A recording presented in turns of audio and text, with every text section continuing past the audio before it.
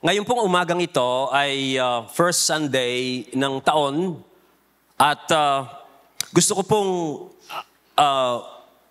magsalita sa inyo. Actually, marami akong gustong ipaalala sa inyo kung papaano natin haharapin ang bagong taon na ito.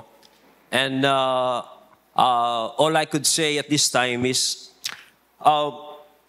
naniniwala po ako na ang Diyos gusto niya na tayong mga sumasampalataya kay Jesus sa ating Panginoon as Savior, ay gusto ng Diyos na ang church po ay maging sentro ng ating buhay.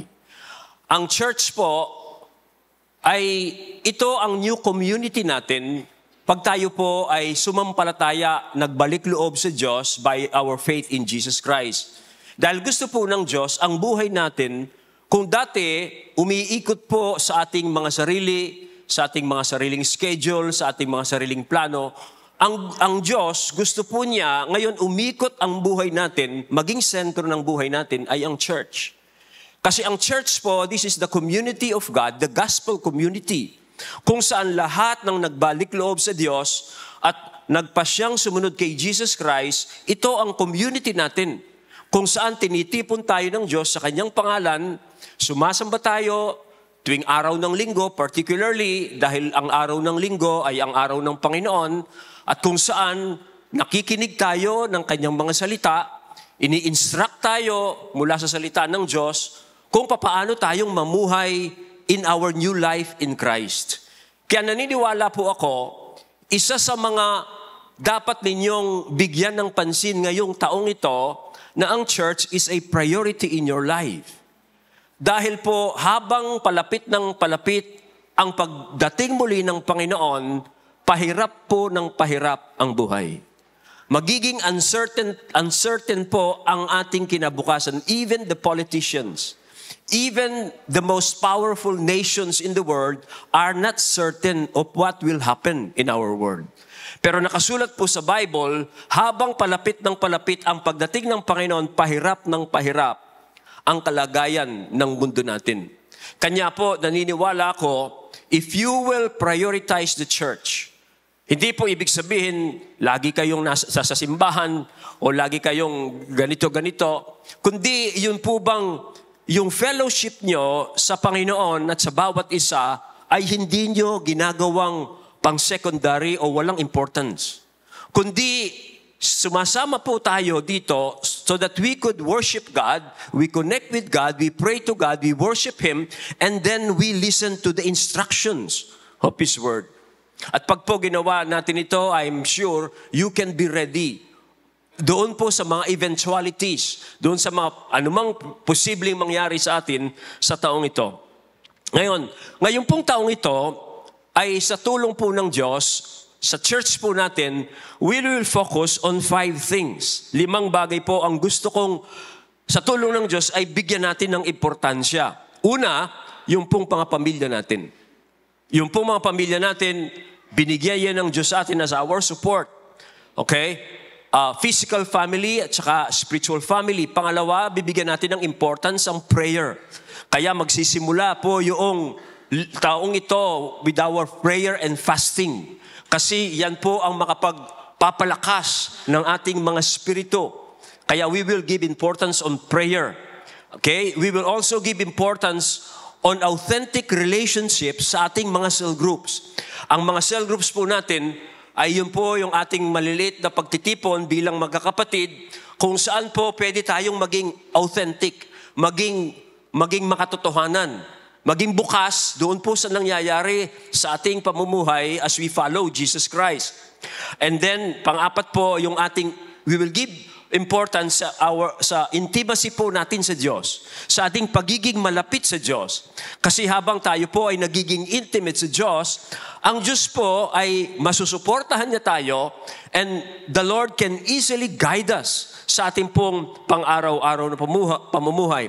And lastly, for the leaders po, we will give importance to manage our anointing. If you are a leader, kung ikaw ay nangunguna ng isang small group and members are following you, you should manage your anointing as a leader.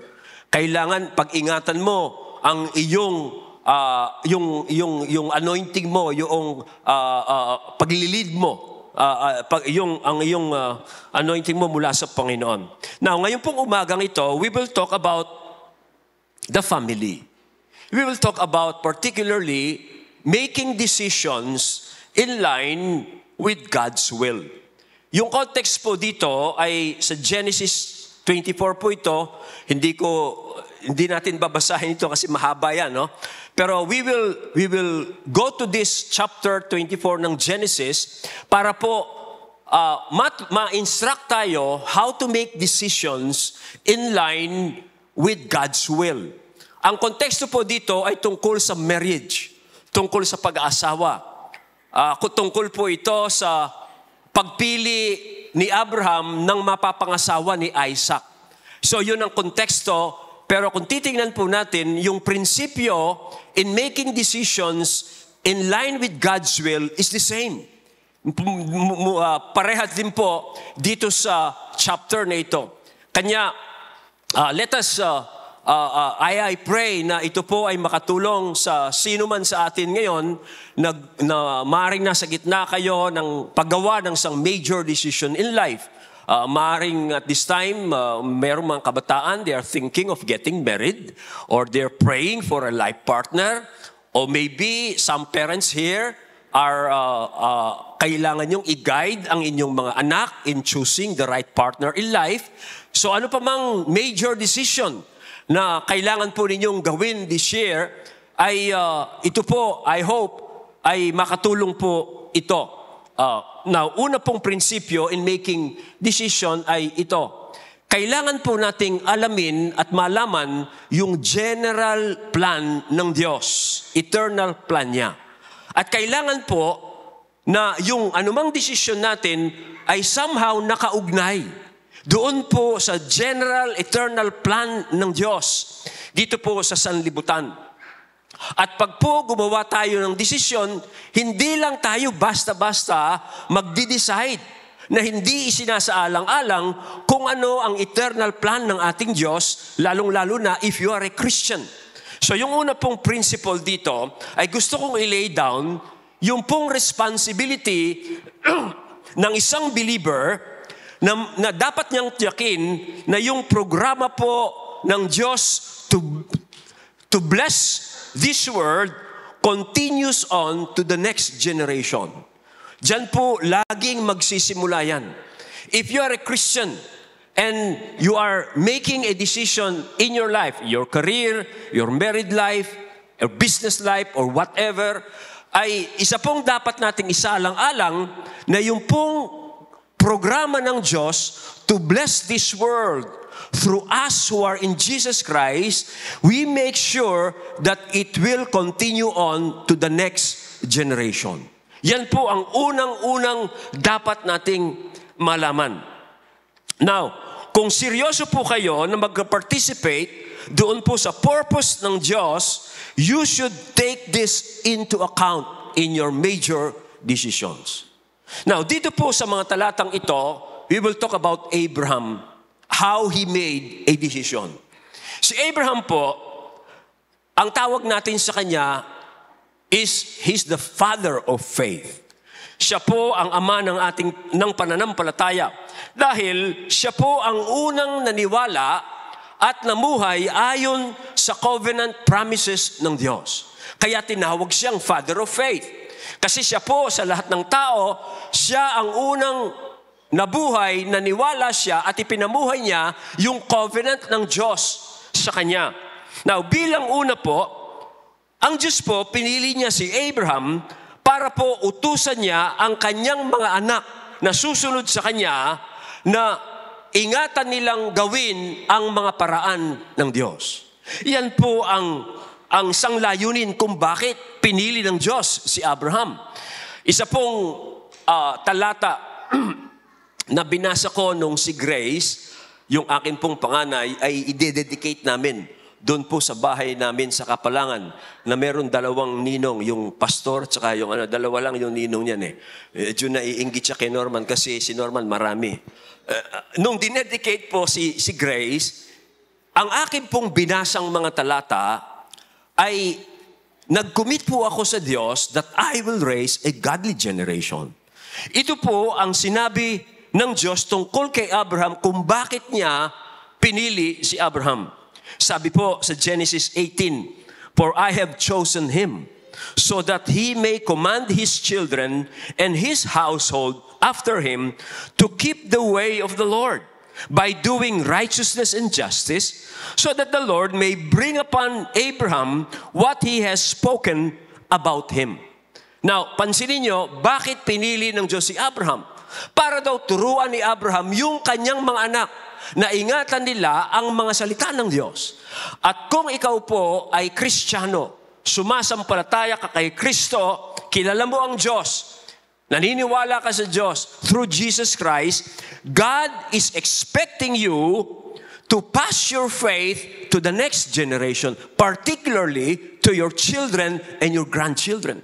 Yan po ang dahilan. Kasi ang Diyos, meron siyang program of blessing this world. Yan po ay nagsimula kay Abraham. At tayong mga anak kay Kristo ay mga binhi ni Abraham. We were chosen by God through Jesus Christ to be a blessing in this world. And now, if God has blessed you as a Christian, your next duty is you pass that faith to your children and grandchildren. Yan po ang dapat nating isaalang-alang. Sa chapter 24, verse 1, ito po ang sabi, "Now Abraham was old, well advanced in years, and the Lord had blessed Abraham in all things." Dito mababasa natin, si Abraham matanda na dito. Okay? At pinatunayan po ng Panginoong Diyos kay Abraham yung kanyang katapatan. Lahat ng sinabi ng Diyos kay Abraham nung tawagin siya ay natupad na. At naging tapat po ang Diyos sa kanya. Pero meron pa pong isang bagay na kailangang gawin ni Abraham para masunod niya ang Diyos. Pipili po siya ng asawa para sa kanyang anak na si Isaac. At dito makita natin yung kwento pong yan ay tungkol sa pagpili ng mapapangasawa ni Isaac. Kasi isang duty ni Abraham at isang duty po ng lahat ng Christian parents is to pass your faith to your children. That is how God will continue on with this program of blessing this world through us. Tayo pong mga Christian parents, parang tulad tayo ni Abraham. Si Abraham dito, binless na raw po siya ng Diyos sa lahat ng bagay. Naging tapat ang Diyos. Now, kung titingnan po ninyo, yung nangyari kay Abraham dito, ito po ang experience ng lahat ng mga Christian parents na naging tapat sa Diyos. You could say na kayo ay naging tapat ang Diyos sa inyo. Naalala nyo, kung titingnan po ninyo ang inyong buhay, balikan ninyo, since nakilala nyo ang Panginoon, the Lord has been blessing you. The Lord has been faithful to you. Dati, ganito ang buhay mo, pero ngayon, may kotse ka na, may bahay ka na, yung mga anak mo, magaganda na yung pamumuhay nila, dahil ang Diyos naging tapat sa iyo. Now, dahil nangyari sa iyo yan, meron ka pang duty, na yung faith mo, na naging guide mo sa iyong pang-araw-araw na pamumuhay, at dahil doon, binless ka ng Panginoon, ang duty mo, ipapas mo rin ang faith mo yan sa iyong mga anak. Hindi pa tapos ang Diyos sa iyo, hindi ka patapos sa Diyos. O na binless ka lang niya. Kasi ang Diyos merong God's program of blessing this nation, of blessing this world, that is through us. Kaya po, ito ang makikita natin na dapat nating pag-ingatan when we make decisions in our lives. Now, pansinin po ninyo kung paano napakaingat po ni Abraham sa kanyang God-given task na ito na ipapasa niya ang kanyang faith kay Isaac at naging maingat siya sa mapapangasawa ni Isaac. Now, paano naging seryoso si Abraham dito? Una, sa mga talata po, sa kwento, makita nyo, si Abraham po ay pinasumpa niya. Itong kanyang aliping ito, yung kanyang servant na uutusan niya na maghanap ng mapapangasawa ni Isaac doon sa mga kamag-anakan niya doon sa Mesopotamia. Pinasumpa po ni Abraham yung kanyang servant na ito, okay, ng dalawang bagay. Pinasumpa niya ang servant niya ito sa pangalan ng Diyos. Ginamit niya ang pangalan ng Diyos kasi solemn kay Abraham.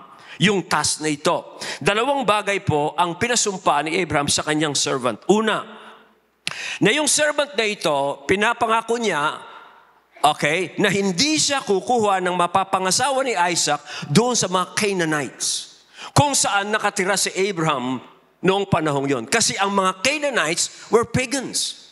Ang mga Canaanites were unbelievers. Kaya yun ang unang pinasumpa ni Abraham sa kanyang servant, na hindi siya kukuha ng mapapangasawa ni Isaac doon sa mga Canaanites sa lugar nila noon, kundi kukuha siya mula doon sa mga kamag-anakan ni Abraham doon sa Mesopotamia. Basahin natin yung pong kanilang pag-uusap. And Abraham said to his servant, the oldest of his household, who had charge in all that he had, put your hand under my thigh, that I may make you swear by the Lord, the God of heaven and the God of the earth, that you will not take a wife for my son from the daughters of the Canaanites whom I dwell, but go to my own country and to my kindred, and take a wife for my son Isaac. Yun ang covenant na. Yun po ang sinabi ni Abraham. Now, yung pangalawa po dito ay ito. Kasi tinanong ng servant, paano kung pumunta ako doon sa makamag-anak mo sa Mesopotamia? At ayaw naman ng babae na pumunta dito sa Canaan. Dadalin ko ba yung anak mong si Isaac doon sa Mesopotamia? Ito pa po ang kasama sa deal nila. Sabi po ni Abraham, kung hindi man sasama yung babaeng kukunin niya doon sa Mesopotamia, okay, kung di man siya sasama doon sa Canaan, kasama yung servant, sabi ni Abraham, wag mong dadalin doon si Isaac. At pag hindi sumama yung babae, tapos na yung deal natin. Nagawa mo na yung katungkulan mo, pero wag mong dadalin si Isaac doon sa Mesopotamia. Ito po ang mababasa natin. Then the servant said to him, perhaps the woman may not be willing to follow me to this land. Must I then take your son back to the land from which you came? And Abraham said to him, see to it that you do not take my son back there. Now, pansinin po ninyo, si Abraham was so careful on keeping his covenant with God. Kasi, ang Diyos po kasi, pinangako niya si Abraham na ibe-bless ng Diyos si Abraham dun sa Canaan. Okay? Lahat ng pangako po ng Diyos kay Abraham, nandun po sa lupang pangako. Doon po matutupad ang lahat ng ipinangako ng Diyos kay Abraham. Kanya, wag mong dadalin sa Mesopotamia yung anak ko. Kung ayaw sumama ng babae sa iyo, wag mong dadalin si Isaac doon. Isaac has to stay here. Now, this is instructive, parents. This is instructive. Meron pong instruction ito sa mga Christian parents. Una, tungkol po kay Isaac na kailangan niyang manatili doon sa Canaan. Anong ibig sabihin yan sa ating mga Christian parents? Ito po ang ibig sabihin yan. Para po yung mga anak natin at sama na natin yung mga apo po natin, para po sila'y mamuhay sa ilalim ng biyaya ng Diyos, tulad po natin na pinagpala ng Diyos, kailangan pong i-share natin ang ating faith sa kanila kay Jesus Christ. Hindi sila aalis. Hindi sila aalis sa ating faith. Kung papaanong si Isaac kailangan niyang manatili sa Canaan to live under God's blessing, tayo rin siguraduhin natin yung ating mga anak, taglay nila yung ating faith kay Jesus Christ. Kaya tayo pinagpala ng Diyos, hindi hubad dahil sa ating faith kay Jesus Christ. Kaya kung gusto nating pagpalain ng Diyos yung ating mga anak, yung ating mga apo, they have to share our faith in Jesus Christ. Yun ang ibig sabihin for us Christian parents. Pangalawa, tungkol naman kay Isaac, na kailangan hindi siya makapangasawa dun sa mga Canaanite women nung panahong yon. Anong ibig sabihin sa atin ito? Na tayo pong mga Christian parents, we should guide our children so as not to marry an unbeliever. Kailangan po patnubayan natin yung ating mga anak na hindi sila mag-aasawa ng basta-basta lamang. na kailangan guide natin sila na ang kanilang mapapangasawa ay isa ring mananampalataya sa Panginoong Jesus. Yung mga Canaanite noon, sila ay wicked people. Hindi pwedeng magsama yung masasamang tao na hindi naniniwala sa Diyos doon sa mga naniniwala sa Diyos. That's the point. No? Kasi po, now, marami pong mga parents at even children, Christian parents, hindi po nila nakikita yung potensyal. Pag yung anak nila ay basta-basta lang hinayang mapangasawa kahit na sino ang iniibig nila. Hindi nila nakikita yung potensyal na yon. Okay? Bandang huli, doon mapapatunayan ng mga parents at maging ng mga Christian na nag-asawa ng basa-basa na lang, hindi isinaalang-alang ang kanilang pananampalataya kay Jesus Christ. In the end, doon nila malalaman ang magiging problema kung bakit kailangan sundin natin ang salita ng Diyos. Hindi po kasi pwedeng magsama ang dalawang tao sa ilalim ng bubong na mag-iba po ang values nila, na magkaiba po yung mga priorities nila, na magkaiba rin po ang lifestyle nila. Okay? Meron nga po akong naringgan na isang mother-in-law. Sabi niya, yung mga anak ko, pinalaki ko silang mabubuting mga anak, pero malas nila ang napangasawa na mga dispalinghadong asawa. Na-realize niya, bandang huli, yung mga anak ko, sabi niya, pinalaki kong masunurin, mababait, pero nagkamali sila sa mga asawa na dispalinghado.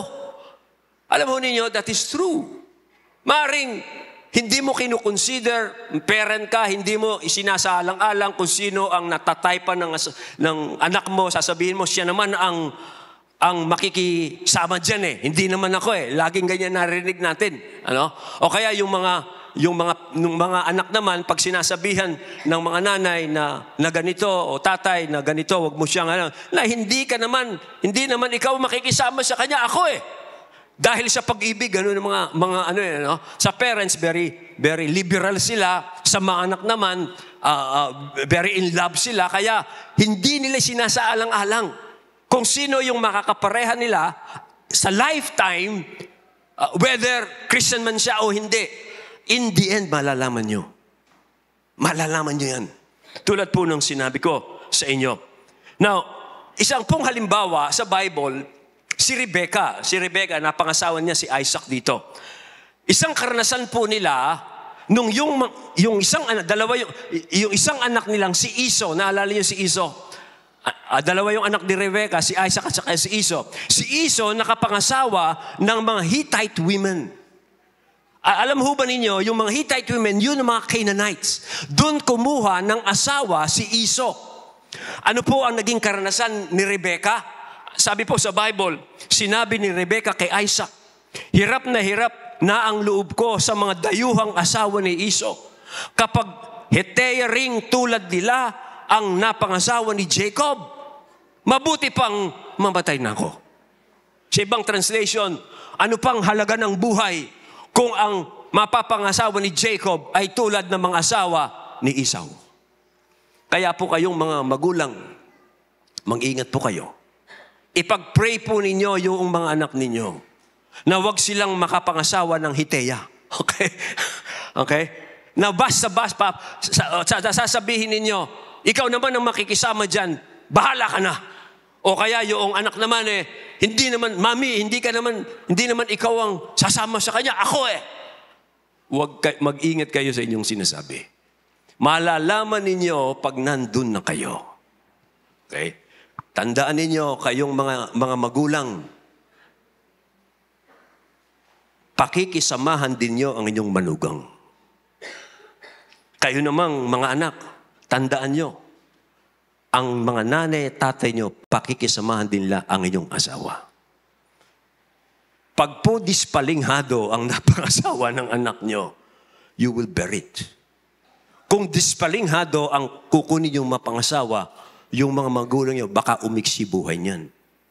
Sa halip na umaba pa po ang buhay niyan, pinaiiksi nyo buhay niyan. Ano? Meron pong bearing yan. Okay? Kanya po, Ingat kayo sa inyong mga major decisions. Ang principle po dito ay ito. Ang Diyos po, meron siyang program of blessing this earth through us by our faith in Jesus Christ. In every decision, major decision particularly, isasaalang-alang natin yan. Kung pag-aasawa yan, huwag kayong basa-basa mag-asawa. Kung hahanap kayo ng trabaho, huwag kayong basa-basta kukuha ng trabaho. Okay? Isinasaalang-alang nyo yung programa po ng Diyos na ibibless niya ang mundong ito through us. Now, maaring ang tanong natin ito. I will go to the next point. Paano kung gagawin ito? Ang hirap yata. Lalo na yung anak ko, 30 na. Ano? Yung anak ko, hatat na. No? In fact, sabi niya, excited na excited. Meron na siyang nakilala, meron siyang pinapakilala sa akin, pero hindi ko kursunada. Paano kung gagawin ito? Ang hirap yata nito. Kaya nga ako dito po sa Lord's Way, ini-encourage ko yun na yung mga kabataan natin, kayo na lang. Sigurado pa kayo. Kilala niyong mga gulang, nandyan kami to guide you. Marami namang pangapogi dito, marami nang magaganda dito sa Lord's Way, hahanap ka pa. Kayo na lang. Okay? Sigurado yan. Gagabayan namin kayo. Papaalalahanan namin kayo pag kayo nagkakamali.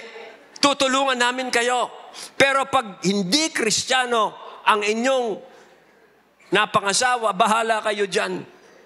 Magdusa ka. Okay? So ang tanong, paano natin gagawin ito? Let's go to the next principle dito po sa chapter 24. Ito po yung next principle.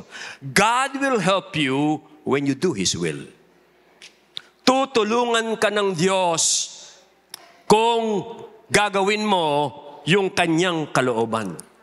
At ito po, in-illustrate sa atin ng Diyos sa pag-guide po niya doon sa servant na inutusan ni Abraham habang faithfully niyang gagawin yung kanyang misyon.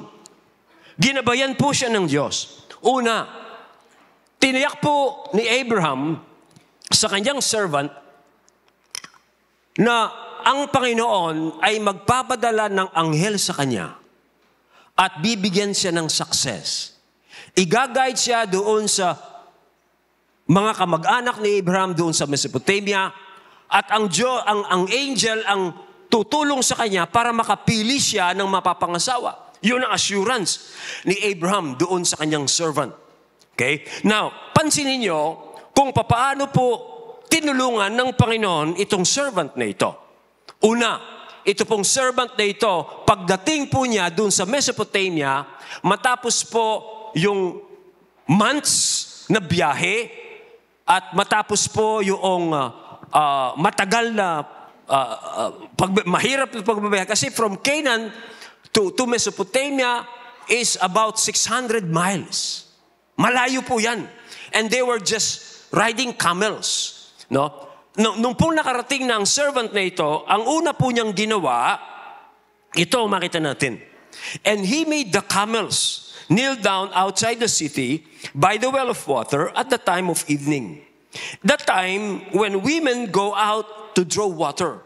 And he said, O Lord, God of my master Abraham, please grant me success today and show steadfast love to my master Abraham. Now, pansinin niyo ang kanyang panalangin. Nanalangin po siya sa Diyos ni Abraham. Doon sa Diyos na nakilala niya na naging tapat sa kanyang Panginoon. Nakita ng servant na ito kung papaanong yung pangako ng Diyos sa kanyang Panginoon, tinupad lahat ng Diyos.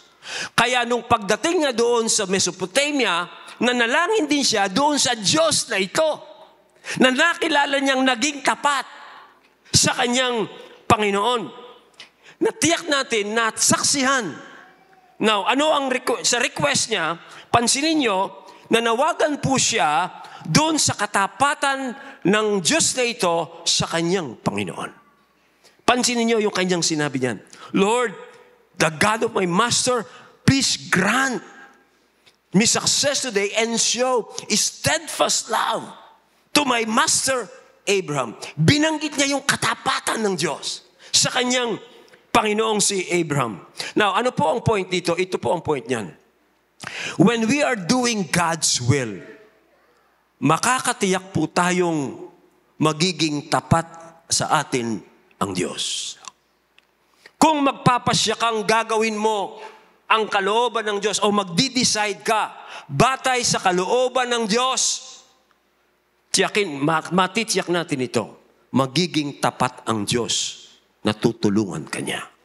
Kaya yung servant na ito, nung makita niya nung nandun na siya, ang unang panalangin niya, O Diyos, naging tapat ka sa aking Panginoon. Ngayon, bigyan mo ko ng success. Anong ginawa ng Panginoon? Binigyan siya ng success. Ang point, mga kapatid, decide to do God's will in your life. Make a decision batay sa kalooban ng Diyos. At pag ginawa mo yon, God will assist you. Kahit na mahirap yan, kahit na maraming mga hurdles, maraming mga hadlang yan, tutulungan ka ng Diyos. Kasi ipagpapatuloy mo yung kanyang programa. Okay? Gagawin mo yung kanyang kalooban. Kaya tutulungan ka niya. Now, paano siya tinulungan ng Diyos? Pansinin po natin, gumamit po ang Diyos ng mga normal routines of life at ginamit din po ng Diyos ang mga customs of the day to guide the servant. Ginamit ng Diyos yung mga normal na routine na ginagawa ng tao sa kanyang everyday life. At ginamit din niya yung kostumbre, yung kaugalian ng mga tao nung panahong yon. Nung bagong Christian po ako, I used to think na gagabayan ako ng Diyos by doing miracles. By showing me extraordinary signs. Para gabayan ako ng Panginoon. Ganun ang isip ko noon. Halimbawa, pag naganap ako ng trabaho, magkakaroon ng himala. Okay, maaring, hindi pa ako nag-a-apply, tatawagan na ako ng company, pasok ka na. Magtrabaho ka na bukas. Parang ganun ang isip ko. O kaya, pag nagpe-pray ako ng blessing sa Panginoon, minsan pumapasok sa isip ko, merong coaching paparada doon sa bahay namin, sa harap ng bahay namin, kakatok, nandyan po ba si Jimmy dahil bibigyan ko siya ng 100,000 kasi pinagpe-pray. Kala ko, ganun ang pag-guide ng Diyos. No, hindi po pala. Karaniwan po ang Diyos, gagamitin niya yung mga routine natin sa buhay. Habang ginagawa natin yung responsibilities natin, habang ginagawa natin yung mga everyday normal routines, at ginagamit din niya kung ano ang uso, kung ano yung mga kustumbre sa panahon natin. Ganyan po pala mag-guide ang Diyos. Now, pansinin niyo, ang servant, hindi siya nag-pray ng miraculous sign para malaman niya kung sino ang babaeng para kay Isaac. Kundi, humingi siya ng guidance doon sa mga regular, ordinary event in life. Now, tingnan natin ang nangyari. Sabi po ng servant, nag-pray siya. Behold, sabi niya sa Diyos, I am standing by the spring of water, and the daughters of men of the city are coming out to draw water. Let the young woman to whom I shall say, please let down your jar that I may drink. And who shall say, drink, and I will water your camels. Let her be the one whom you have appointed for your servant Isaac. But by this, I shall know that you have shown steadfast love to my master. Now, pansinin niyo yung hiningi niyang sign. Hindi siya humingi ng miraculous sign. Kundi ang sign niya is the most rational sign in finding a suitable wife for Isaac. Tingnan yung sign na hiningi niya. It's the most rational thing para matiyak niya na itong babaeng ito ang talagang babaeng karapat-dapat sa kanyang Panginoon, si Isaac.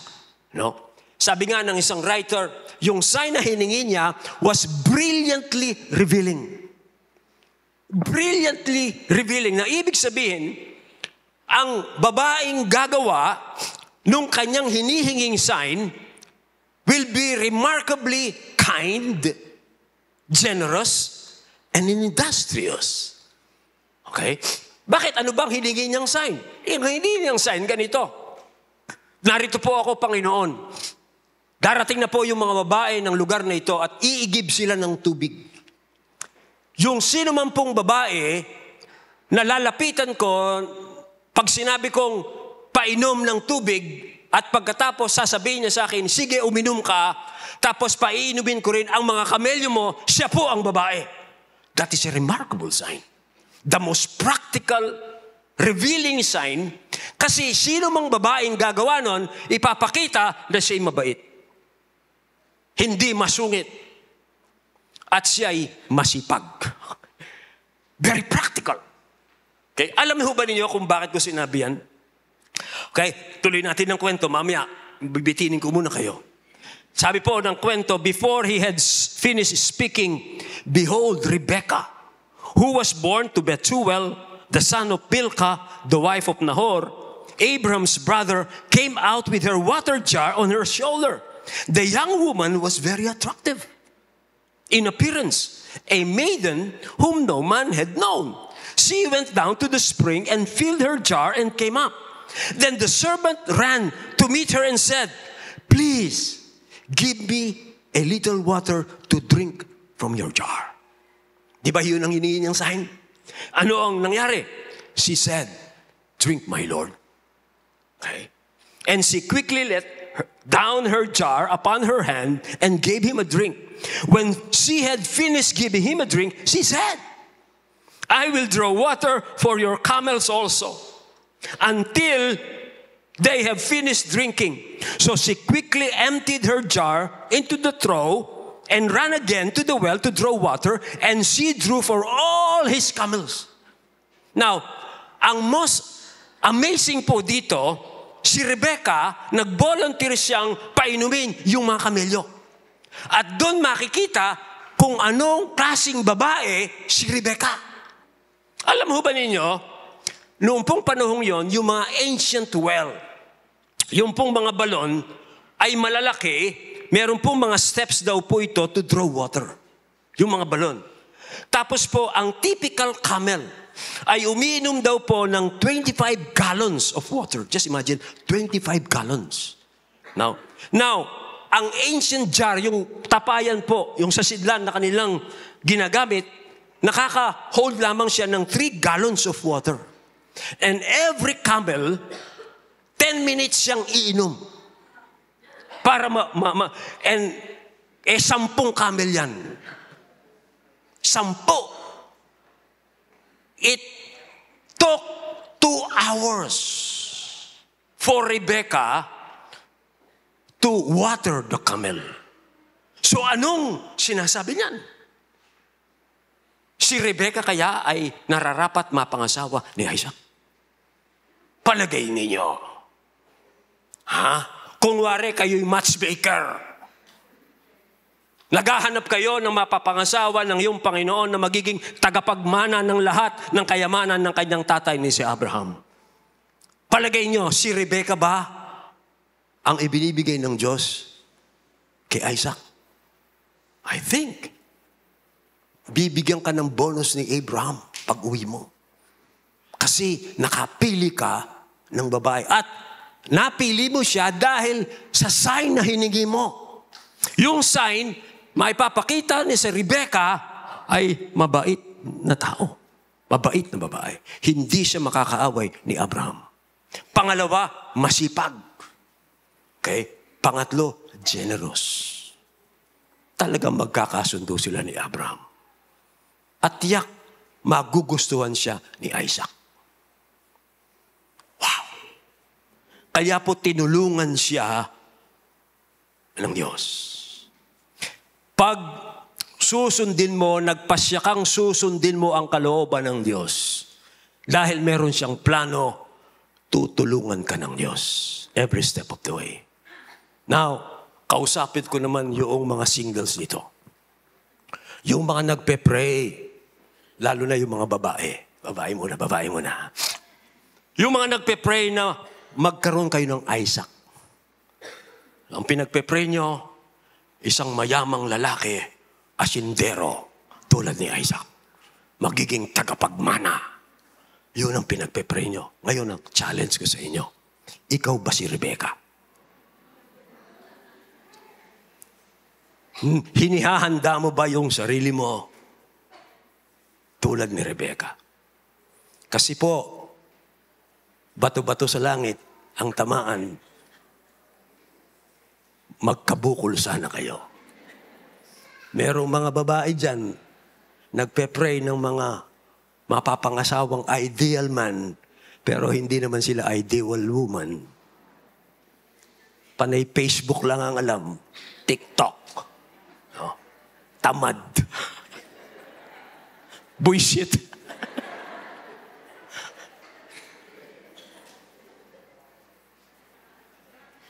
Si Rebecca, siya yung pinili ng Diyos para kay Isaac.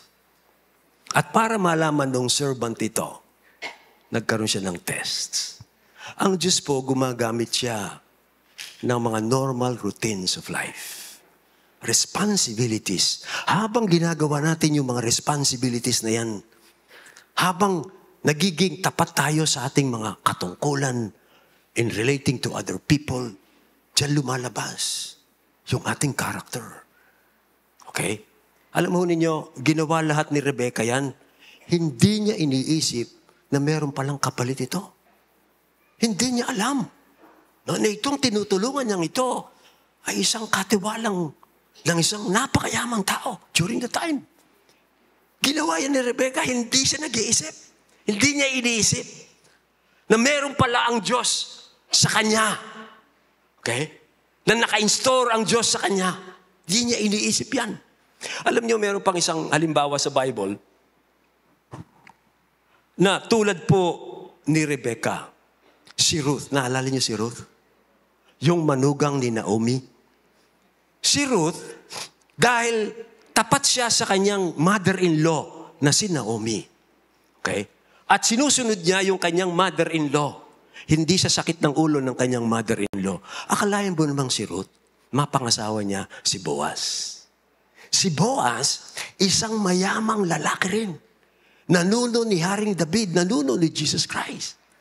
Pero si Ruth, nung sumusunod siya sa kanyang mother-in-law, okay, dun niya na-meet si Boaz. Tip yan. Oh, sino nagpe-pray ng Isaac? Ha? Sinong nangangarap ng Isaac? Oh, huwag kang buisit. Ihanda mo yung sarili mo for an Isaac. Kung nagpe-pray ka ng love partner, ihanda mo yung sarili mo. No? Kasi gawin mo yung kalooban ng Diyos. Huwag kang basa-basa gagawa ng desisyon. Alamin mo yung kalooban ng Diyos at i-line up mo ang iyong mga desisyon batay doon sa eternal plan ng Diyos. Okay? Pastor, malapit na akong mawala sa kalendaryo. Ganun din, maghintay ka. Huwag kang hatat. No? Na kahit na lang sino pwede. Huwag ganyan. Okay? Kanya po, review natin yung principles. Una, God's will. Tandaan natin, ang Diyos po, meron siyang program of blessing this world through Christians. At gusto po ng Diyos, ipass natin yung ating faith sa ating next generation. Pangalawang principle, habang kinukonsider nating makisama doon sa programa ng Diyos, okay, tutulungan po tayo ng Diyos habang ginagawa naman natin yung mga normal, daily, routine duties. No. Huwag po kayong mangangarap ng mamatatayog. Na para gabayan na kayo ng Panginoon, gigising kayo sa umaga. Nandiyan na si Prince Charming. Nihintay, meron pang breakfast in bed. Wala yan. Fantasy yan. Kaka-Facebook mo, minsan yan iniisip mo. Ang Diyos po, nag-guide siya as we do our normal routine in life. Responsibilities. So yan po. Now, the third thing, ito yung pangatlo. God will complete what He has begun. Okay, ito po yung pangatlo. Now, ganyan din po ang pangyayari dito sa chapter 24. Now, so, si Rebecca, nagpresente nga siyang painumin yung 10 camels. 2 hours, kapatid. Okay? 2 hours, it took. Now, habang pinanunod naman ng servant, yung ginagawa ni Rebecca, balik-balik doon sa balon, tapos painumin niya yung mga camels. Ang servant, palagay ko dito, kinakabahan. Okay? Kumakabog yung kanyang puso dito. Kaya mababasa natin, the men gazed at her in silence to learn whether the Lord had prospered his journey or not. When the camels had finished drinking, the man took a gold ring weighing a half shekel and 2 bracelets for her arms weighing 10 gold shekels. Dito palang inilabas ng servant yung mga gantimpala. Hindi niya pinakita kay Rebecca ito. Kaya si Rebecca, willing niyang ginawa yung kanyang ginawa. Dito palang inilabas yung kayamanang naghihintay kay Rebecca. And sabi niya, the man took a gold ring weighing a half shekel and 2 bracelets for her arms weighing 10 gold shekels and said, "Please tell me whose daughter you are. Is there room in your father's house for us to spend the night?" She said to him, "I am the daughter of Bethuel, the son of Milcah, whom she bore to Nahor." She added, "We have plenty of both straw and fodder and room to spend the night." Now, tingnan niyo ang ginawa ng servant. The man bowed down his head and worshipped the Lord and said, "Bless the Lord, blessed be the Lord, the God of my master Abraham, who has not forsaken his steadfast love and his faithfulness toward my master. As for me, the Lord has led me in the way to the house of my master's kinsman." Ang ganda po ng naging tugon ng servant na ito nung malaman niyang dinala siya ng Panginoon doon sa mismong kamag-anak ni Abraham. Ano po naging tugon niya? Sumamba siya. Nakikita niya na tinutugon ng Diyos ang kanyang panalangin, binibigyan siya ng success. Kaya nung malaman niyang itong babaeng ito, hindi lamang siya pinainom, at hindi lamang pinainom yung kanyang kamelyo, nung tanungin niya, "Sino ka?" Nagsabi yung babae, "Kamag-anak ako ni Abraham." Sure. Kaya nung malaman niya, nagkatagpo-tagpo ang mga pangyayari, ang unang ginawa niya, nagparty. Sumamba siya. Yan po ang tamang tugon pag ang Diyos tinutugon niya yung panalangin ng bawat isa sa atin. Pag po yung mga panalangin natin nangyayari, kapatid, kailangan sumasamba ka. Yan ang unang-una na dapat natin gawin. Sumamba po siya, sinamba niya ang Diyos at nalaman niyang tapat pa rin ang Diyos sa kanyang Panginoon. Kanya po, pero may ano pa. So tayo po, ng mga Kristiyano, tayong mga pinagpala ng Diyos, mga kapatid, ang una nating dapat gawin when the Lord blesses us, when the Lord is guiding us, we should worship Him. Yan ang unang-una natin dapat gawin. Huwag na batanang mangyari sa atin habang bine-bless tayo ng Panginoon. Minsan nagpapatotoo ba, bless the Lord, bless ako ng Panginoon, pero hindi nagsumasamba. Huwag mong gagayahin yan. Huwag mong gagawin yan. Habang bine-bless ka ng Panginoon, kailangan sumasamba ka sa Kanya. Kilalanin mong na ang pagpapalang tinatanggap mo sa Diyos ay sa Kanya galing. Kaya you worship. Yan po ang tama. Now, pero behad lang pa po ito. May mga hurdles pa bago maging successful yung mission ng servant. Ang mission, ang sanghad lang po dito ay ito. Papayag naman kaya ang pamilya ni Rebecca? Hindi ba yun yung kasunduan? Ito ang worry ng servant. Baka hindi pumayag yung pamilya ng babae na sumama sa kanya doon sa Canaan. Kaya, nung pumunta na siya doon sa bahay po nung babae, isinilaysay po ng servant sa isang mahabang pagsasalaysay yung nangyari sa kanya, yung kanyang pananalangin, lahat ng nangyari sa kanya, para po ipaalam sa mga pamilya po ni Rebecca na ang lahat ng nangyari ay gawa ng Diyos. Kaya isinilaysay niya. Isinalaysay niya kung paanong pinagpala ng Panginoong Diyos si Abraham ng kanyang Panginoon. Nakilala nila, naririnig nila. No, walang text doon, walang FB doon, walang ganun-ganun. Pero yung mga travelers doon, nagkakaalaman sila na itong si Abraham na minsan kamag-anak nila ay umalis doon sa Mesopotamia dahil tinawag siya ng Diyos sa Canaan. Lahat ng sinabi ng Diyos sa kanyang Panginoon na kanilang kamag-anak natupad at pinagpala ng Diyos si Abraham. Kaya kinuwento nitong servant dito na ang kanyang Panginoon ngayong si Abraham na kanilang kamag-anak ay mayaman na. Marami ng ari-arian. Marami ng mga investments. Marami na siyang pag-aari. Sinabi niya yun. At sinabi rin niya, kung paanong pinasumpa siya ng kanyang Panginoong si Abraham na huwag siyang kukuha ng asawa doon sa Canaan, kundi kukuha siya ng asawa doon po sa mga kamag-anak niya sa Mesopotamia. At kinuwento rin niya na pagdating niya sa Mesopotamia kung paano siyang nanalangin, humingi siya ng sign sa Diyos. At yung hiningi niyang sign ay natupad nung dumating si Rebecca. At kinuwento rin niya na nung tanungin niya si Rebecca kung kanino pamilya siya, nalaman niyang siya nga ang kamag-anak ni Isaac. Kaya kinuwento po ito sa mahabang kasaysayan, pagsasalaysay, para kumbinsihin sila ng lahat ng nangyari ay kamay ng Diyos. Pero, moment of truth. Nung nandun na siya, sabi nga nila, inilatag na niya yung baraha. Papayag ba silang ibigay si Rebecca para kay Isaac? Yun ang isang hurdle.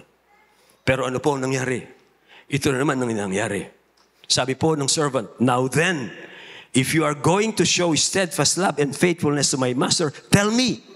If not, tell me that I may turn to the right or to the left. Then Laban and Bethuel, si Laban po, kapatid siya ni Rebecca, si Bethuel, ito po ang ama niya, answered and said, the thing has come from the Lord. We cannot speak to you bad or good. Behold, Rebecca is before you. Take her and go, and let her be the wife of your master's son, as the Lord has spoken. Anong naging response ulit ng servant? When Abraham's servant heard their words, he bowed down himself to the earth before the Lord. Yung hadlang na iniisip niya, baka hindi pumayag. Ito, nakumbinsi niya na yung lahat ng nangyaring ito ay kamay ng Diyos. Kaya sumamba siya ulit. Habang, makikita natin sa kwento, habang nakikita niyang ginagabayan siya ng Diyos, ang tanging response ng servant was to worship. Nagpapasalamat siya sa Diyos. Kapatid, binless ka pa ng Panginoon. Okay? Anong dapat mong gawin? Tawagin mo yung mga kaibigan mo. Piyesta ngayon sa Gatbuka. Huwag tayong sumimba. May handa ako dito. Pumunta kayo dito. Hindi ako sasamba ngayon. Kasi piyesta ni Poong Nazareno. Dito kayo sa bahay. Mag-celebrate tayo. Hindi ganyan. Maling-mali yan. Dapat sumasamba ka. Priority mo ang Diyos. That's the right. Pero meron pang isang hurdle dito. Pero pang isang hadlang. Ang isang hadlang ito, nakiusap po yung pamilya ni Rebecca na mag-stay muna sila at least 10 days bago nila payagang si Rebecca sumama doon sa servant. Pero ayaw pong magpa-delay ng servant. Kaya si Rebecca na po ang tinawag para magpasya. Nung tinawag po si Rebecca, ito ang nangyari. And they called Rebecca and said to her, will you go with this man? She said, I will go. Wow! Parang nanonood ng ang ganda ng kwento. Okay? Ito, makita po nito, ang point ko po dito ito. Pag ang Diyos po ang kumilos para mangyari ang kanyang kalooban, walang hassle. May mga hadlang, pero pag ang Diyos po ang kumilos dahil ginagawa mo ang kanyang kalooban, walang hassle.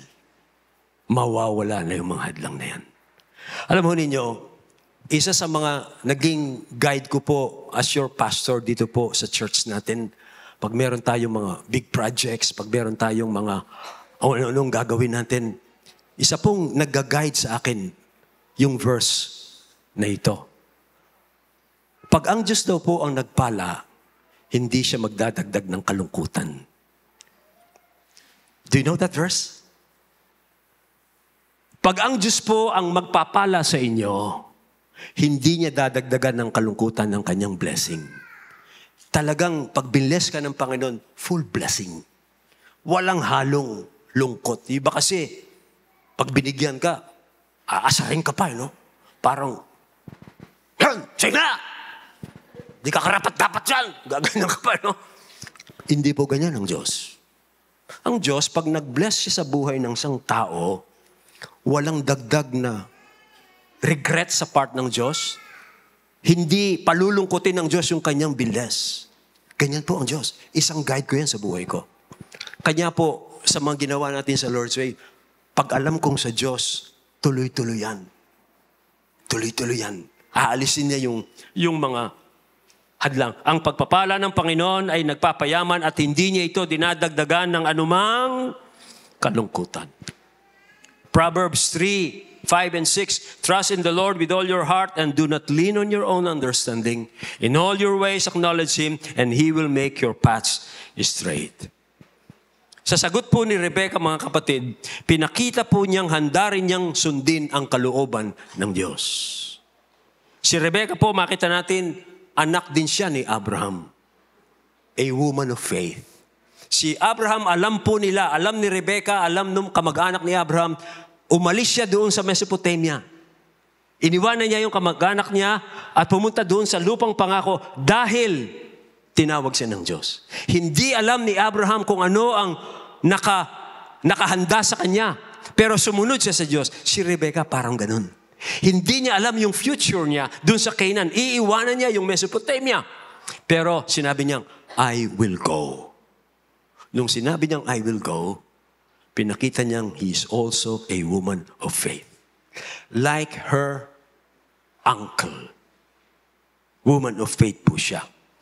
At gusto ko pong ipaalam sa inyo, mga kapatid, mula po dito, si Isaac na po at si Rebecca na ang magpapatuloy ng program of blessing ng Diyos. Dito tapos na si Abraham. Kaya sa chapter 24, hanggang sa susunod na chapter, makita nyo, wala na si Abraham.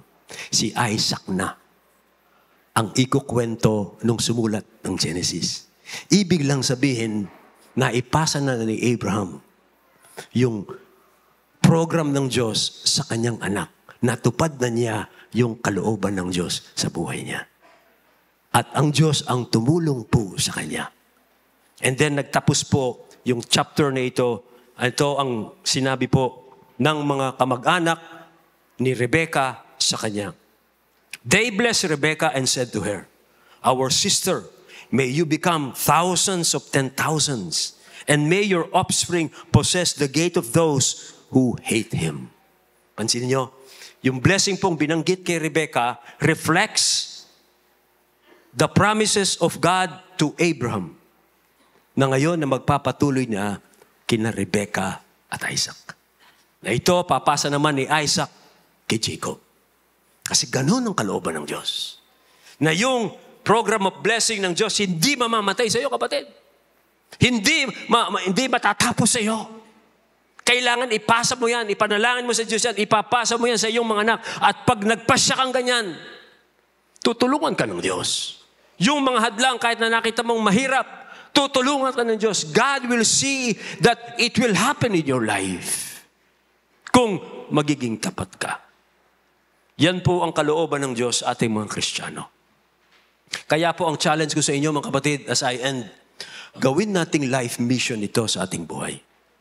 Na ang faith natin, ang programa ng Diyos to bless this world through us, ipasa natin yan sa next generation.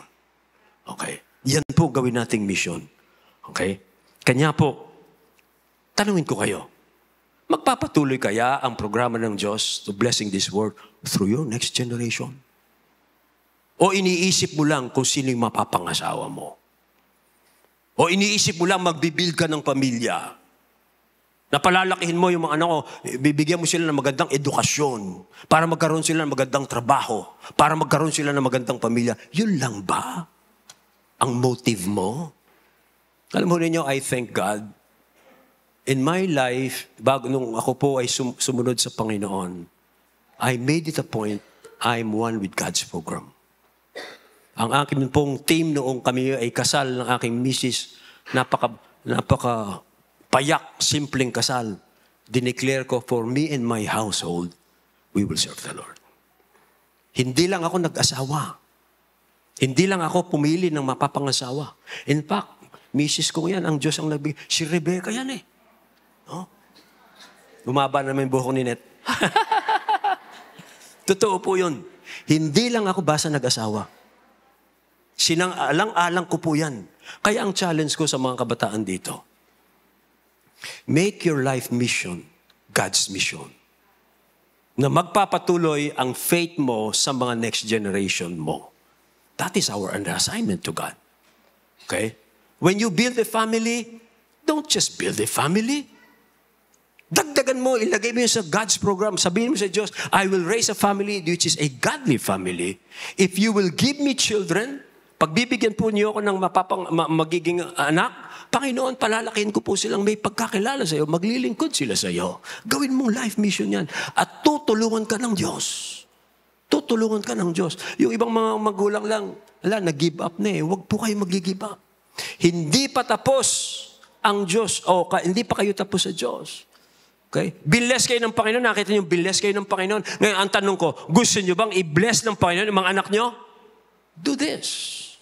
Gamitin po ninyo yan. At pag ginawa po niyo yan, tutulungan kayo ng Diyos. Tulad ng pagtulong niya dito sa lalaking ito. And last verse po dito.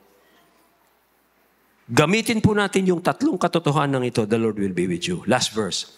Alam natin na sa lahat ng bagay, gumagawa ang Diyos para sa ikabubuti ng mga umiibig sa Kanya, na Kanyang tinawag ayon sa Kanyang layunin. Ang verse pong yan ay para sa mga Christians. Pero merong kondisyon yan. Kung iniibig mo ang Diyos, at namumuhay ka ayon sa Kanyang layunin, yung mga lahat ng bagay na mangyayari sa buhay mo, hindi aksidente. Gagawa ang Diyos para gabayan Kanya. Naway pagpalain kayo ng Diyos ngayong umagang ito sa mga desisyon po ninyong gagawin sa ngayong taong ito. Tayo pong lahat ay tumayo, tayo manalangin.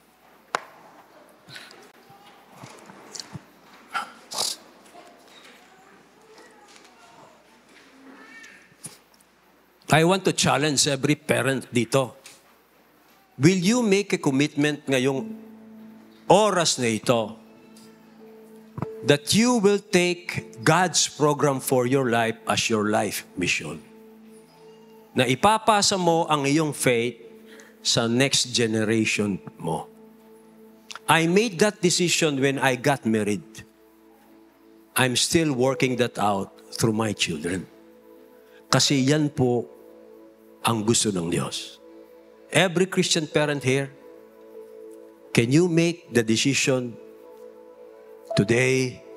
Sabihin mo sa Diyos, yes, Lord, I will make it my life mission that I will participate in your program of blessing the next generation. Can you pray that prayer? Ngayon naman, yung mga singles, yung mga nagpe-pray na mapapangasawa, nagpe-pray kayo ng Isaac, can you make a commitment that you will become a Rebecca, a woman of faith? At kung humihingi kayo ng life partner, will you also make the commitment, Lord, kaya ako nagpe-pray ng life partner, I want to build a Christian family. And I will participate in your program of blessing other people like Abraham. Can you make that commitment ngayon pong umagang ito? Aming Amang Diyos na nasa langit, maraming salamat po na binigyan niyo kami ng misyon dito sa buhay na ito. Isang matayog, marangal na misyon. Kaming mga nakakilala sa iyo, by our faith in Jesus Christ, totoong masasabi naming naging tapat kayo sa buhay namin. Pinagpala ninyo kami. Ngayon, ang mga anak namin, tinatamasa nila yung mga katapatan ninyo sa amin. Kaya salamat po, O Diyos. Pero, hindi pa po tapos ang aming misyon. Pinapanalangin po namin ang aming next generation. Tulungan niyo po kami na maipasa namin sa kanila ang aming pananampalataya sa iyo. At tulungan mo rin po kami sa paggabay namin ng aming mga anak, ng aming next generation, sa pagpili ng kanilang mapapangasawa. Tulungan niyo po kami na huwag kaming aayon sa takbo ng sanlibutang ito, na basta-basta na lang ibinibigay yung kanilang mga anak kung kanino nila gusto. O Diyos, kami po ay iyong bayan, kami po ay sa inyo, kaya ang dapat naming ginagawa ay naaayon sa inyong kalooban. Pinapanalangin ko po ang sino mang magulang, ang sino man pong single person dito sa Lord's Way na naggumagawa ng commitment na ito ngayong umagang ito. According to your word, according to your faithfulness, tulungan po ninyo sila sa pagsasagawa ng bagay na ito. Ito po ang aming panalangin sa pangalan po ni Jesus.